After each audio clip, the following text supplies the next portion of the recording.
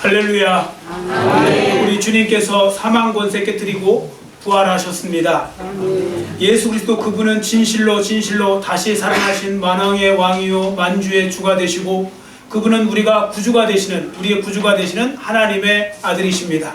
아멘. 여러분, 저는 우리가 누릴 수 있는 기쁨 중에 가장 기쁘고 좋은 소식이 저는 단연코 부활의 소식이라고 말씀드리고 싶습니다. 왜냐하면 부활이 바로 복음의 완성이니까요. 또 부활은 바로 십자가 사역의 완성이니까요. 더 나아가 예수님이 우리를 위해 죽으신 그 십자가 사건이 실제로 효과가 있는지 없는지를 보여주는 객관적 증거가 바로 부활이기 때문에 그렇습니다. 여러분, 만일하나 예수님이 우리를 위해서 십자가 사건을 일으키셨지만 그 십자가 사건이 만약에 실패했다면 예수님은 죄와 사망의 권세를 못 깨뜨리셨다는 뜻이고, 그것은 예수님도 못 살아나셨다는 뜻이고, 그러면 우리도 다시 사는 일이 없을 것이고, 이런 현상이 되는 것입니다. 그래서 부활이야말로 인간이 들을 수 있는 최고의 기쁜 소식이라는 거죠. 왜냐하면 부활은 예수님이 정말로 죽음의 권세와 사망의 권세와 죄의 권세를 깨뜨리셨다는 그런 뜻이 되기 때문에 그런 것입니다. 자, 그래서 저는 오늘 설교 제목을 부활은 최고 좋은 소식입니다 라고 이렇게 정하게 되었습니다.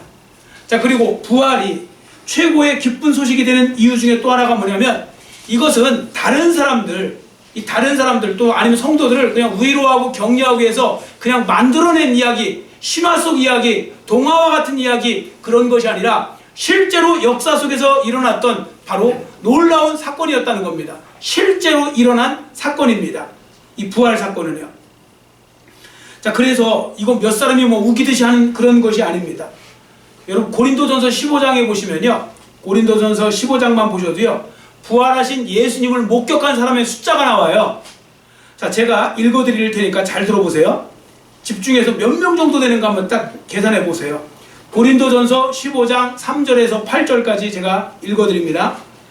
내가 받은 것을 먼저 너희에게 전하였노니 이는 성경대로 그리스도께서 우리 죄를 위하여 죽으시고 장사 지낸 바 되셨다가 성경대로 사흘 만에 다시 살아나사, 자, 지금부터 이제 세시면 됩니다. 게바, 즉 베드로에게 보이시고 후에 12제자에게와 그 후에 500여 형제에게 일시에 보이셨나니 그 중에 지금까지 대다수는 살아있고 어떤 사람은 잠들었으며, 그 후에 야고보에게 보이셨고 그 후에 모든 사도에게와 맨 나중에 만삭되지 못하여 난 자 같은 내게도 보이셨느니라. 자, 이렇게 말씀하고 있거든요. 자, 적어도 몇 명 이상이 부활하신 예수님을 목격했습니까? 500명 이상이잖아요. 그죠? 500여 형제부터 나오니까요. 12사도, 거기 바울, 야고보, 이런 사람들에게 나타났으니까 적어도 510수명이 부활하신 예수님을 목격한 겁니다. 그러면 여러분, 이거보다 확실한 건 없어요. 우리가 생각할 때 500명이 많은 거예요 하지만 500명은요 증인의 숫자로 엄청 많은 거예요. 여러분들 법정에 가보시면요, 법정에 가서요, 내가 그거 봤어요 하고서 증인 2명만 데려다 앉혀놓잖아요. 그 사건은 벌써 판사가 다 기울어져요. 이거 사실인가 보다. 2명의 증인. 그리고 성경에도 2명의 증인만 있어도 된다고 그랬거든요. 근데 증인이 500명이 넘어요. 이건 완전히 확실하다는 뜻입니다. 이건 부인하기가 더 어려운 거죠. 그러니까 예수님이 부활하신 건 그 누구도 부인할 수 없는 그런 놀라운 사건이 되는 겁니다. 자, 그런데 아이러니한 것은 뭐냐면요, 예수님의 부활에 대해서 믿지 못하는 사람들이 정작 잘 못 믿게 돼요. 이순신, 세종대왕, 영조, 정조, 이런 왕들 있잖아요. 그것도 의심 없이 믿어요. 여러분, 이런 생각 혹시 해보셨어요? 세종대왕하고 이순신 진짜 있었을까요? 우리 역사에? 없었을 수도 있는 거 아니에요? 확률상?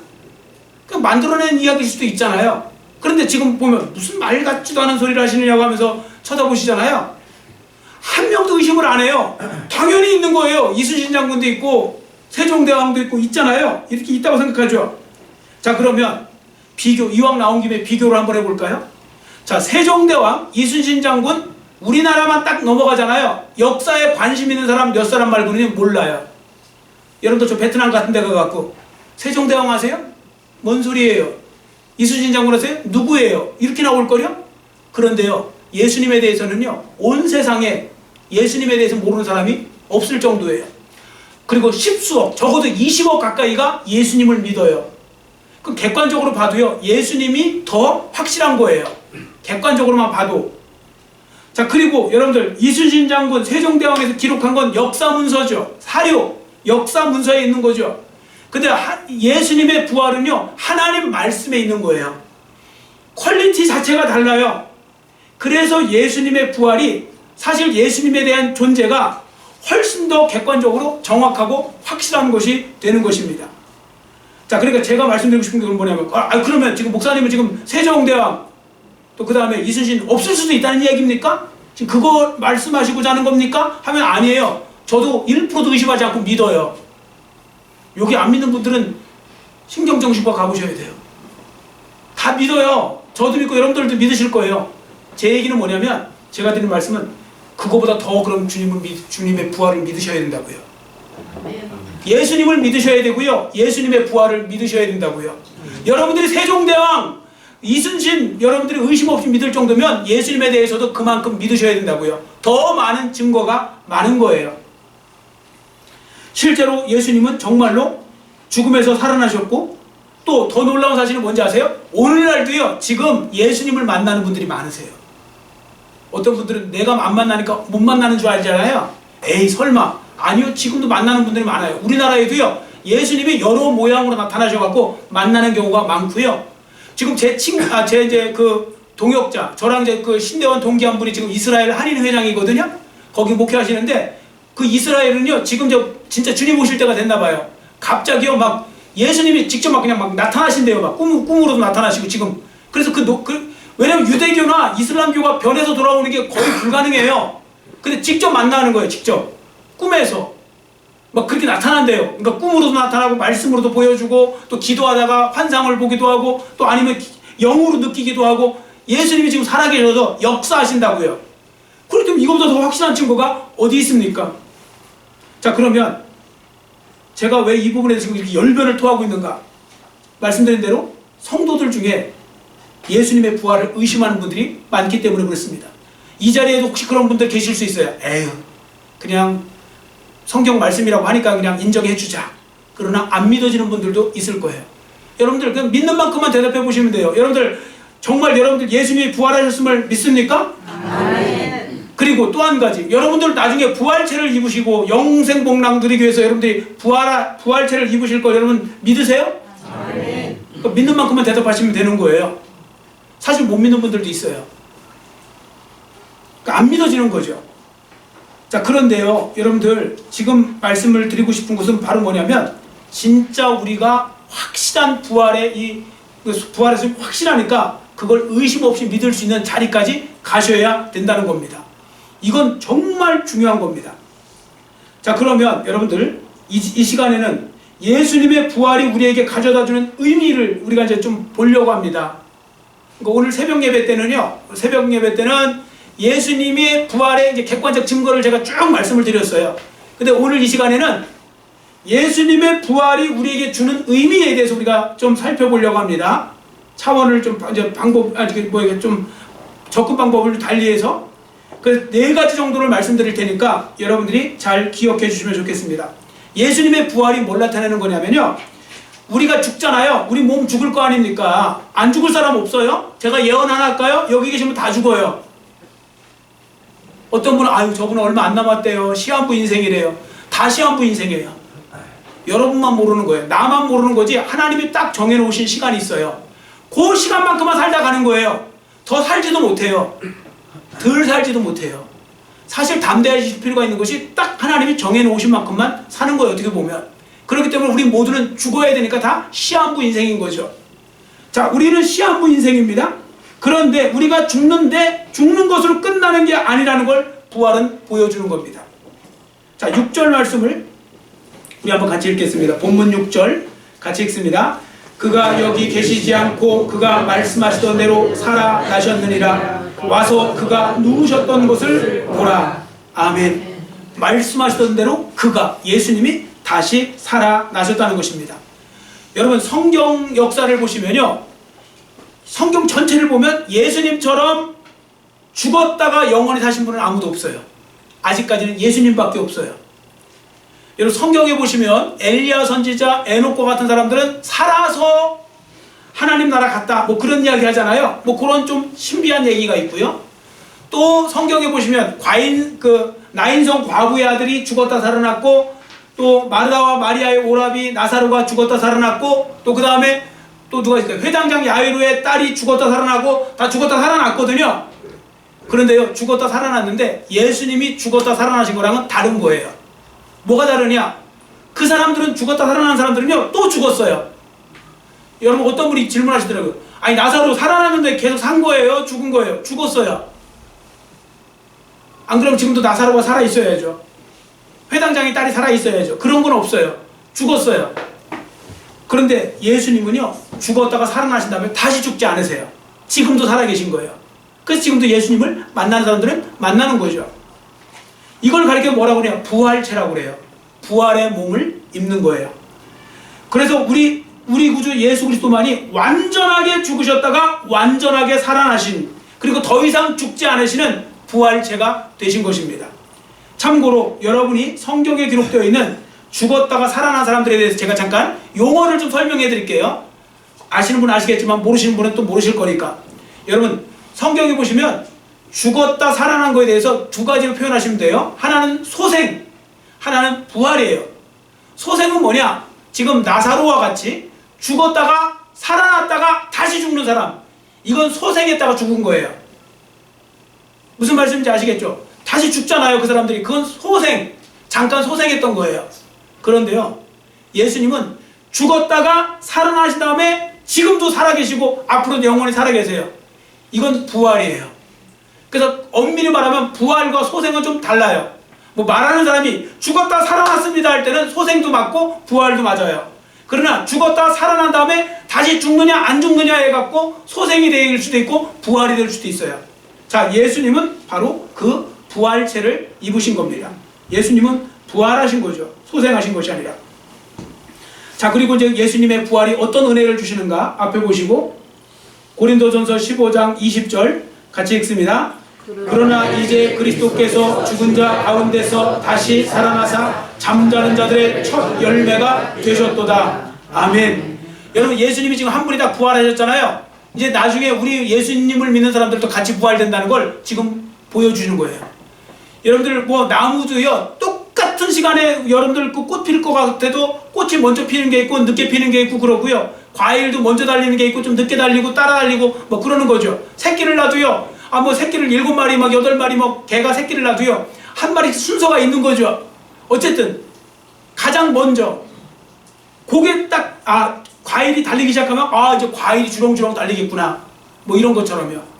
그 잠자는 자들의 첫 열매가 되셨다고 말씀하고 있는 것입니다. 자, 여러분, 이 말씀 뭐냐면 우리도 예수님과 동일한 과정을 거치게 된다는 거예요. 여러분, 우리같이 부족한 사람들이요, 나중에 예수님이 부활체를 입으신 것처럼 그런 부활체를 입고 살게 된다, 그 말씀입니다.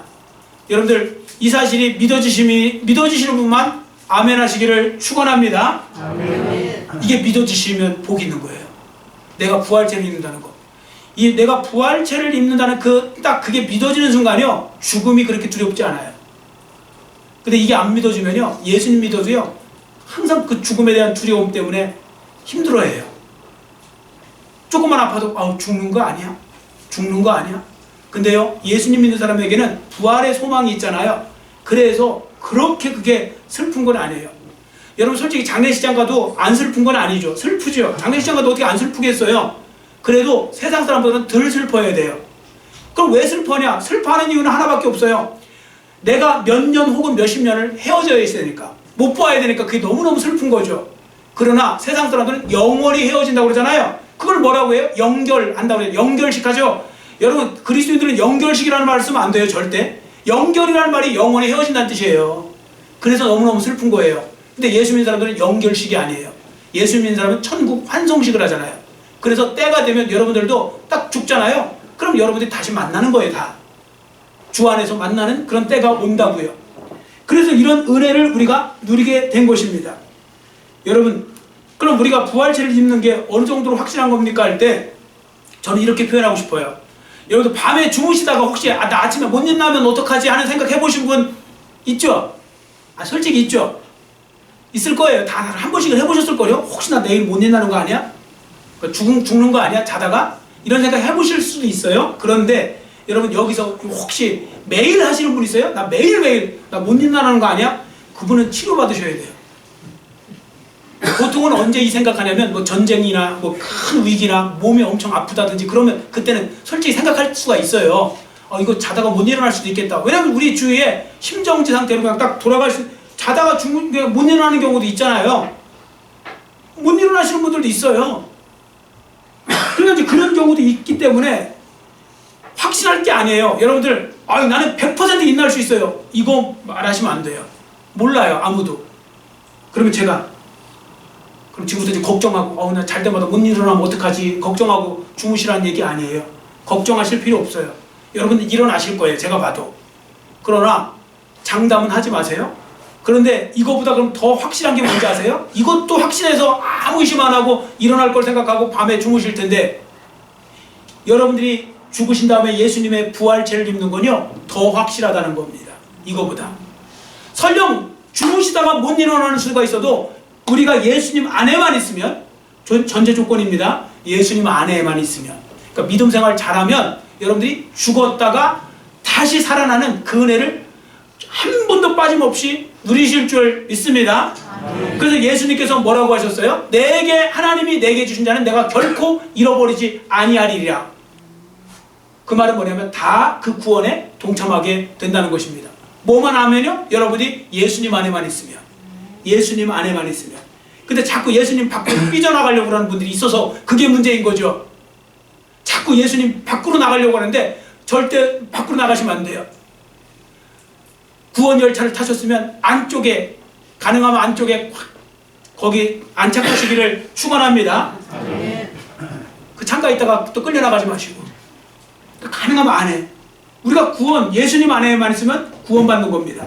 자 그런 일이 일어나는 거죠. 자 두 번째 예수님의 부활이 뭘 나타내느냐? 예수님께서 하나님의 아들이심을 분명하게 확증해 준 거예요. 하나님의 아들이시란 걸 직접 보여준 거예요. 여러분 예수님이 이 세상에 계실 때 있잖아요. 예수님이 뭐라고 사람들한테 말씀하셨냐면 나중에 보시면 내가 하나님의 아들이다 그러셨어요. 그리고 예수님이 뭐라고 하셨냐면 내가 하나님과 하나이다. 나와 하나님은 하나이다. 이렇게도 말씀하시고요. 하나님을 그러니까 아빠 아버지라고 하면서 아버지라고도 부르고 막 그랬거든요. 사람들이 보니까 너무 흉측한 죄인 거예요. 예수님의 죄가. 왜냐하면 아니 저 감히 인간이 하나님이라고 하고 하나님의 아들이라고 해? 아니 어쨌든 저런 죄인이 있나? 그 유대인들이 생각하는 가장 큰 죄가 뭐냐? 신성모독죄예요. 유대인들에게는요 신성모독은 뭐냐면 하나님을 모독한 죄, 업신여긴 죄, 이게 제일 커요. 어떤 죄보다도. 예수님은 신성모독죄의 가장 끝판왕으로 불렸던 거예요. 많은 사람들한테. 자 그래서 그들 중에 유대 종교 지도자에서 현혹된 사람들이 예수님을 죽이는 자리까지 몰고 갔죠. 그리고 예수님이 정말 십자가상에서 죽으신 거예요. 가장 수치스럽게, 지난주에 말씀드린 것처럼 가장 수치스럽게 가장 모욕을 받으면서 죽으셨잖아요. 그때 사람들이 이런 생각 안 했을까요? 예수 그 사람 지옥으로 지금 갔을 때 제일 밑바닥에 가 있을 거야. 여러분 요즘에 막 그 영상 보시고 막 분노하시는 분들 있죠. 정명석 있죠. 왜 정명석이라고 지가 예수라고 하는 사람. 그 정명석이는 제가 장담하건데 걔는 지옥의 제일 밑바닥 중에 더 밑바닥에 가서 있을 거예요. 걔는 지옥의 밑바닥에 가 있을 수밖에 없어요. 근데 그 당시에도 예수님에 대해서 그렇게 생각하는 사람이 있었다는 거예요. 왜? 예수님이 나는 하나님과 하나라고 했고 나는 하나님의 아들이라고 했고 뭐 이런 이야기를 거침없이 했거든요. 자 그래서 그들은 절대 예수님이 깨어난다는 건 생각도 못하고요. 다시 산다는 건 생각도 못한 거예요. 왜? 로마서 6장 23절에 죄의 삭은 뭐라고 했죠? 여러분 다 아시죠? 자 죄의 삭은 사망이요. 영원한 죽음이에요. 그러면 제일 큰 죄를 짓고 죽으셨는데 그러면 예수님이 살아날 일은 없는 거잖아요. 그런데요. 사도행전 3장 15절은 이렇게 기록합니다. 자 앞에 보시고 같이 읽습니다. 생명의 주를 죽였도다. 그러나 하나님이 죽은 자 가운데서 그를 살리셨으니 우리가 이 일의 증인이라. 아멘. 여러분 저기 잘 보세요. 예수님을 누가 살리셨어요? 예수님 혼자 살아나신 게 아니에요. 어떤 분이 예수님 혼자 사셨다고 하는데 천만의 말씀입니다. 예수님은 하나님이 살리신 거예요. 로마서 1장에도 보시면요, 1장 4절 전후로 보시면 예수님께서요, 하나님께서 예수님을 성령으로 살리셨다, 이렇게 분명히 나와요. 예수님은 하나님이 살리신 거예요. 자, 그럼 생각해 보세요. 역으로 예수님이 정말 인간이었고 하나님의 아들도 아니었고 하나님과 동급도 아니었는데 이런 이야기를 했다면 하나님이 그 큰 죄를 지은 예수를 다시 살리셨을까요? 그럴 일 없는 거예요. 여러분, 이게 죽고 사는 문제가 아니고 여기서 살아났다는 건 이분이 죄인이 아니라는 뜻이고, 죄인이 아니라는 말은 예수님이 하신 말씀이 옳다는 거고요, 그는 거짓말을 하지 않았다는 겁니다. 그러면 결론은 뭡니까? 예수님이 누구세요? 하나님의 아들이시라는 거예요. 믿으시기를 축원합니다. 하나님의 아들이에요. 예수님은 정말로 살아계신 하나님의 아들이시라고요. 그래서 그분은 다시 살아나실 수 있고, 그 살리신 분이 다름 아닌 예수님, 하나님이셨던 거죠. 자, 세 번째, 예수님의 부활은 뭘 나타내느냐? 예수님이 우리를 위해서 이루신 속죄 사역이 효과를 봤다는 뜻이에요. 효력을 발생시킨 겁니다. 여러분, 속죄는 뭡니까? 대속죄죠. 대속.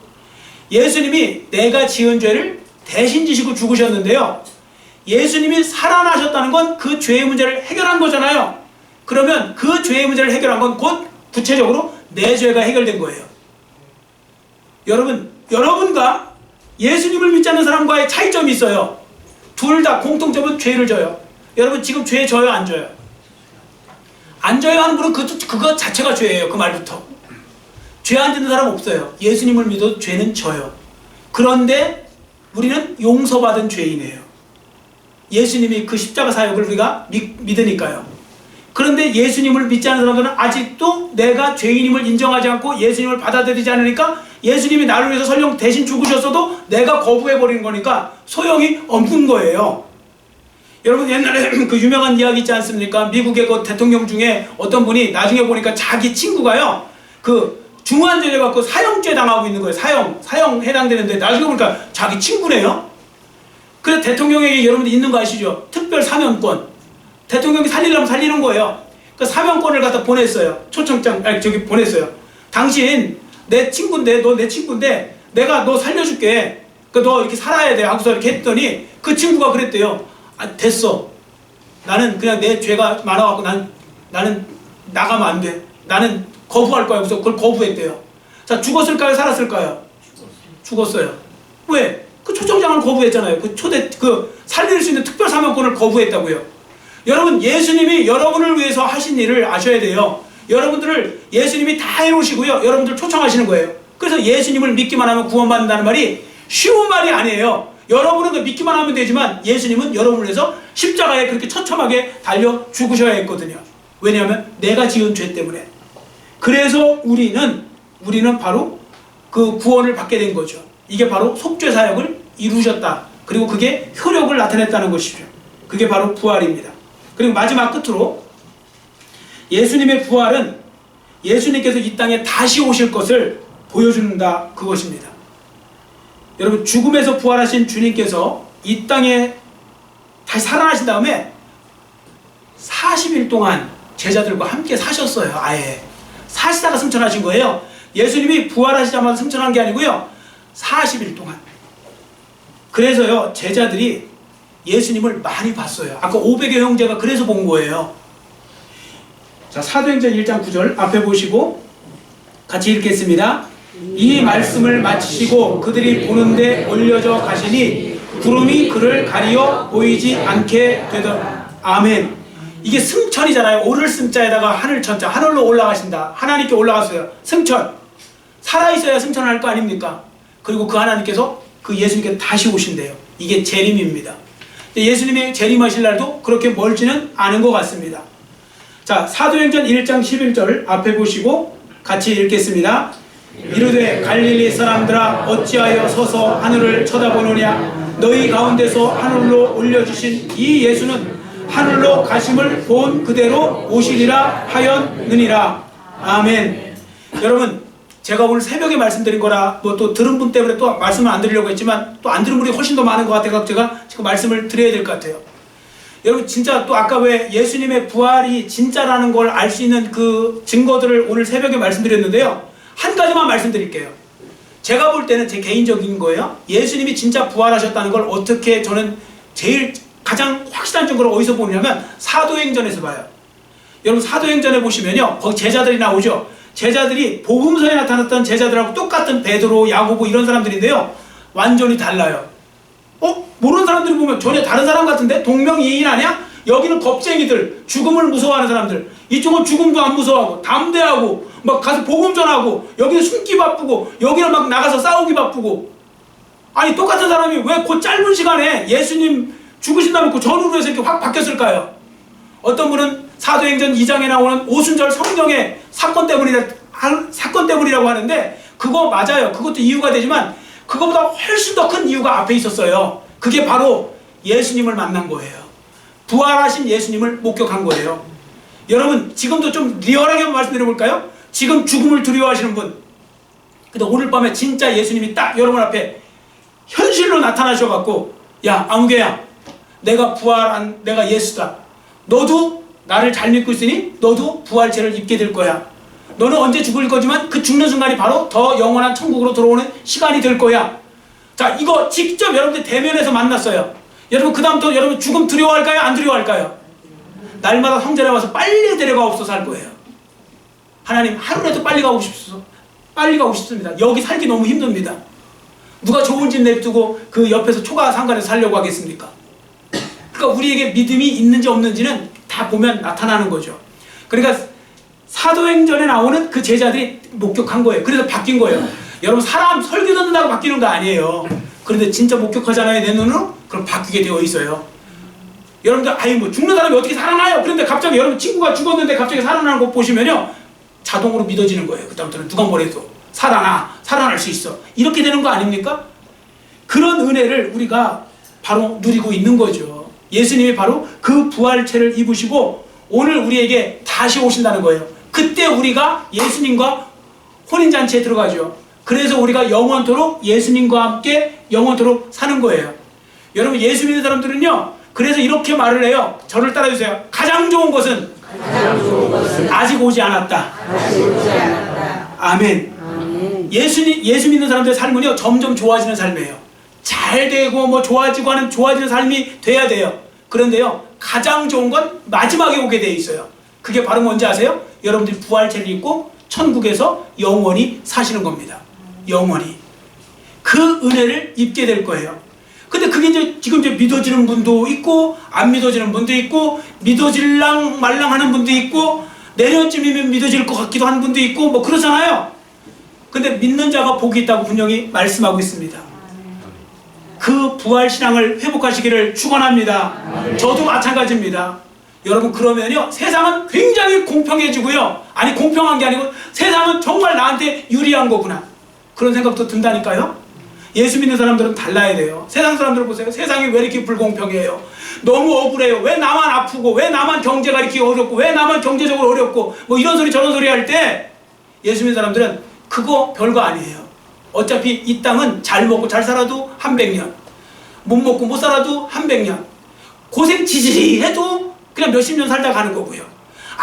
아무리 천국처럼 생각해도 그것도 몇십 년 살다 가는 거예요. 그리고 영원한 세계가 우리를 기다리고 있는데 그때 내가 그 영생복락에 들어간다면 우리는 다 이익 아니에요? 여러분들 다 수지 맞는 장사하고 있는 거 아니에요? 예수님 믿어서? 아멘. 그러니까 믿는 분들, 아멘 한 분들만 천국 가시면 돼요. 여러분 진짜 믿어주시기를 축원합니다. 이게 정말 수지 맞는 장사를 하는 거예요. 그래서 여러분들 세상에 가장 중요한 게 신앙생활하는 거고, 신앙생활보다 더 중요한 건 없는 거예요. 사실은 이거 중요한 거예요. 왜냐하면 우리는 언제 갈지 모르잖아요. 언제 우리가 이 땅에서 삶이 끝날 줄 모르니까요. 그래서 예수님 믿고 천국 준비하는 거예요. 여러분 생명보험 뭐가 생명보험이에요? 옛날에 생명보험이라는 게 세상에 어디 있어요? 그 거짓말이지. 다 사망보험이더구만요. 사망해 주는데 어떻게 사망보험이지? 그게 생명보험이에요. 생명보험은요, 예수님 믿는 게 생명보험인 줄 믿습니다. 예수님 믿어가 천국 가는 게 생명보험이죠. 그게 진짜 생명보험인데 그 생명보험에는 신경도 안 쓰고 진짜 생명보험 여러분들 드신 거예요. 잘 가입하시고요. 여러분들 예수님 잘 믿으시고 특히 부활신앙 여러분들 회복하시고 여러분들 믿음으로 잘 살아가셔서 승리하는 삶의 주인공들 모두가 되시기를 간절히 빌고 원합니다. 기도하겠습니다. 사랑의 하나님 아버지, 오늘 부활절을 맞이하여 부활이요 생명이 되신 우리 예수님께서 행하신 일, 그리고 예수님의 부활을 통하여 우리가 얻게 되는 그 유익이 무엇인지 그 부분들을 우리가 말씀을 통해 살펴보았습니다. 하나님 아버지, 그러나 이 많은 말씀을 듣는다고 중요한 것이 아니라 진짜 믿어져야 아버지 그것이 한 말씀이라도 은혜가 되지 않겠습니까? 하나님 아버지, 자기 자신에게 양심에 손을 얹고 자기 가슴에 손을 얹고 한번 생각해 보기를 원합니다. 나는 정말로 예수님이 부활하셨다는 걸 믿는가? 또 내가 언젠가 부활체를 입고 영원히 살게 되는 천국, 또 그 어떤 영생복락을 나는 믿는가? 다시 한번 생각해 보게 해주시고, 정말 자신이 없다든지 대답에 확신이 없다면 이제라도 은혜를 베풀어 주셔서 그러한 모든 분들에게 하나님께서 정말 행하셨던 이 놀라운 일, 예수 그리스도께서 행하셨던 이 놀라운 일, 또 그리고 이 부활의 놀라운 일이 정말 우리가 믿어지게 하여 주시고, 그래서 우리로 하여금 다 부활신앙으로 무장하여서 앞으로 나머지 생애 속에서도 더욱더 하나님께 영광 돌리며 승리하는 삶을 살아가는 하나님 나라의 주인공들 모두가 될 수 있도록 은혜 베풀어 주시옵소서. 감사드리오며 예수님의 이름으로 간절히 축복하오며 기도드렸사옵나이다. 아멘.